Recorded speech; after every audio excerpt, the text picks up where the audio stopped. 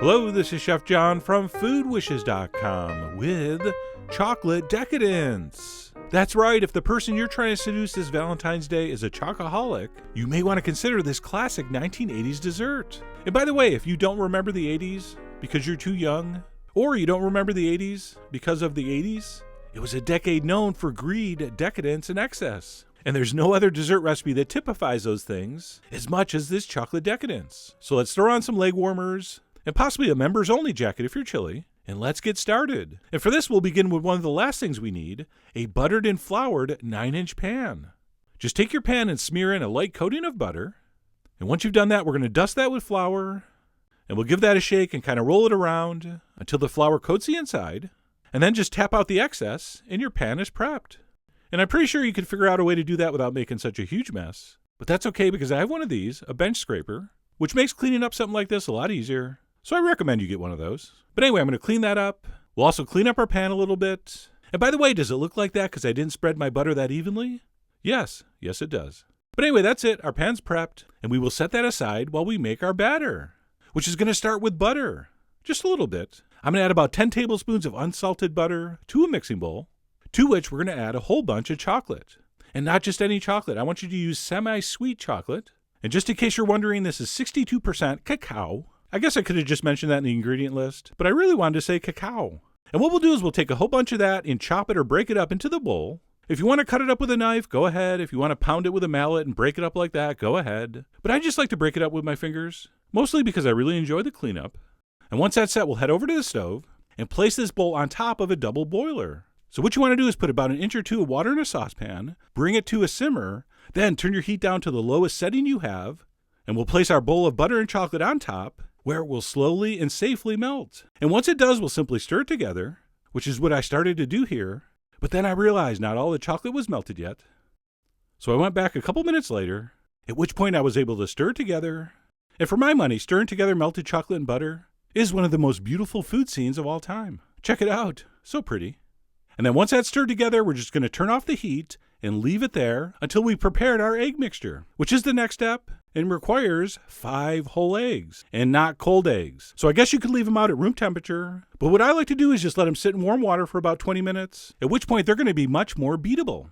And then what we'll do is we'll take a large bowl, the bigger the better, and we'll dump in some white sugar, not too much, and we'll add our eggs, and we'll take a whisk, and we will bust those eggs right in the yolks, and we will start to beat them. And we will continue to beat them until we have a very pale, very, very, very thick mixture. And by the way, this step is super easy if you have an electric mixer, which I do. But I thought I'd take one for the team and show you that you can do this by hand. But it is going to take a while, so fair warning. As most of you know, I'm in incredible shape and freakishly strong.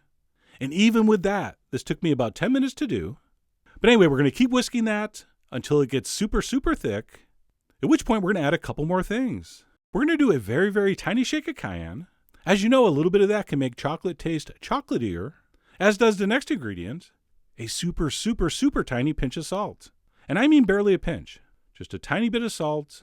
And then we're also going to sift in a little bit of flour. Not too much, just over a tablespoon. So while you hear chocolate decadence referred to as a flourless chocolate cake, it actually does have a little bit of flour. And we'll take our whisk and we'll stir that in.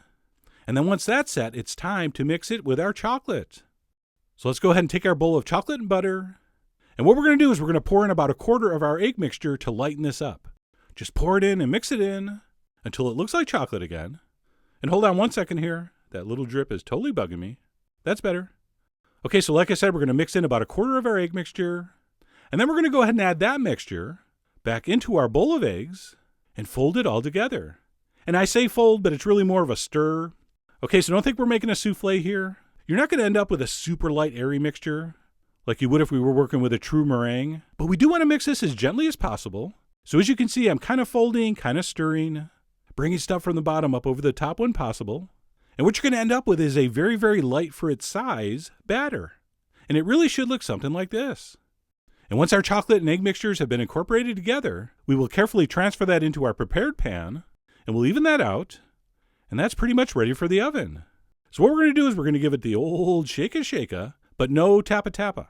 Just give it a little shake to make sure things are evened out, at which point we will transfer that into the center of a 425-degree oven for exactly 14 to 15 minutes. And 14 or 15 minutes later, it will look like this. Okay, that surface will be just barely set. If you give it a little shake, you won't see any waves of chocolate. It may wiggle or jiggle slightly, but it will not look soupy. And there's really not a way to test it by poking, like we can with other recipes. But the good news is 14 to 15 minutes will be perfect. And at this point, I have some terrible news for you. You can't eat this yet. This cake is not good warm. It's not even good room temperature. What we have to do is let this cool to room temp before wrapping and refrigerating or freezing thoroughly. All right, so just make sure it's very, very, very cold before you try to cut it. But once it is, you're ready to slice a piece and serve it on top of this fresh raspberry sauce, the mandatory and only approved sauce to pair with this cake. And by the way, I'm happy to announce that's going to be the next video. So I'm going to show you how to make that. And you're going to be glad because it's so delicious and so versatile. So we're going to cover our chilled dessert plate with our raspberry sauce and top it with a piece of our now very cold chocolate decadence. And of course, to add to the visual drama, we will dust it with a little bit of powdered sugar, which I was doing way too slowly, so I edited. And then for a final touch, we'll add a few fresh raspberries.